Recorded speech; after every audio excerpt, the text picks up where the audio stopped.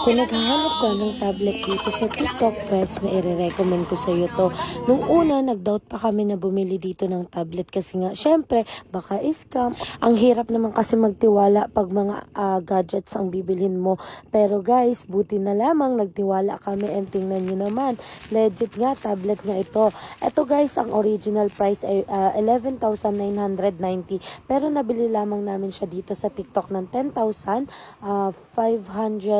something lamang guys. And may mga discount kasi siya dito. Ang maganda pa dito guys, may free na siya na keyboard. Kasi kung bibilin mo pa yung keyboard, parang nasa 500 to 1,000 pesos pa yata yon. May kasama na din siya guys na charger. Sikat na sikat kasi ngayon tong tablet na to, itong Honor Pad X9 tablet. Kaya naman, napa-check out na rin kami kasi kailangan na rin namin ito.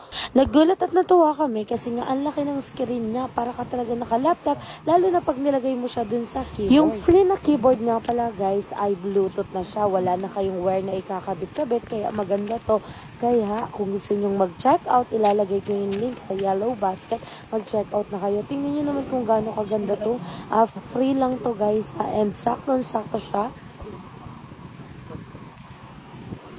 Para naman sa camera niya guys, nagulat ako kasi ang linaw niya. Yung dating tablet kasi namin ay ganito rin yung price pero malabo yung pagkakamera niya. Pero ito malinaw na siya guys. 11.5 nga pala itong screen. Sa sound niya naman malakas siya kasi meron pala siyang 6 speaker. Kaya pala yung sound niya ay buong buo talaga. Napa-check out kami nito kasi nga kailangan din namin ito sa pagti-TikTok affiliate. And thank you nga pala sa pagiging TikTok affiliate. Isa na naman itong kata. Kaya masasabi ko guys, wag na kayong magdalawang isip pa na i-check out itong Honor Pad X9. Sulit na sulit kayo dito, promise. Ilalagay ko yung link sa yellow basket.